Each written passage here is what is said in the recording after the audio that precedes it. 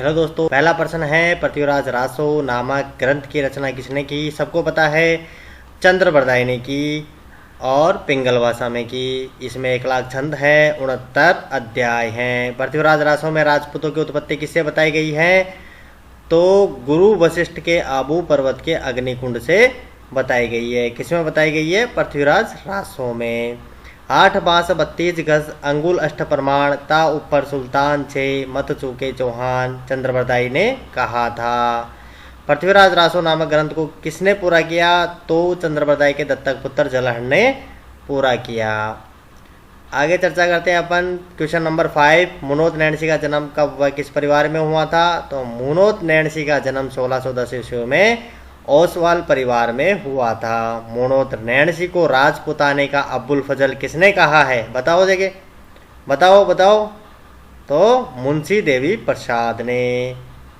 मुनोत नैणसी द्वारा रचित रचनाओं के नाम सबको पता है। मुनोत नैणसी ख्यात और मारवाड़ परगनारी विगत। मुनोत नैणसी ख्यात किस भाषा में लिखी गई है? तो मारवाड़ी व डिंगल भाषा में लिखी गई है।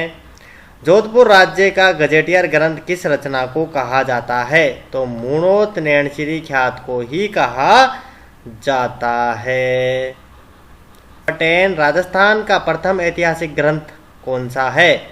तो मुनोत नैणसी ख्यात है, जिसमें राजपूतों की 36 शाखाओं का वर्णन किया गया है। कितनी शाखाओं का वर्णन किया गया है? 36। मारवाड़ परगनारी विगत को सर्व संग्रह कहा जाता है, क्योंकि ये बहुत बड़ी है।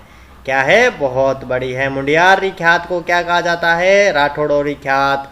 इसका लेखक कौन है? तो लेखक के बारे में कोई निश्चित जानकारी नहीं है। बांकीदास का जन्म कब व कहाँ हुआ था? तो बांकीदास का जन्म जोधपुर राज्य के पंचभद्रा परगने के भाड़ियावास गांव में विक्रम संवत 1838 को एक निर्धन चारण परिवार में हुआ था। आगे चर्चा करते हैं अपन।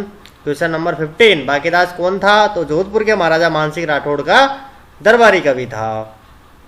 बांकीदास का डिंगल गीत, जो भारतीय स्वतंत्रता संग्राम का गीत मंत्र बन गया था, आयो अंग्रेज मुलक रे ऊपर। बांकीदास ख्यात को क्या कहा जाता था? तो बांकीदास ख्यात को जोधपुर राज्य की ख्यात कहा जाता था। बांकीदास ख्यात किस भाषा में लिखी गई है? तो मारवाड़ी व डिंगल भाषा में लिखी गई हैं। दयालदास किसके दरबारी थे? बीकानेर के नरेश रतन सिंह के। दयालदास की ख्यात कितने खंडों में लिखी गई हैं? तो 2 खंडों में।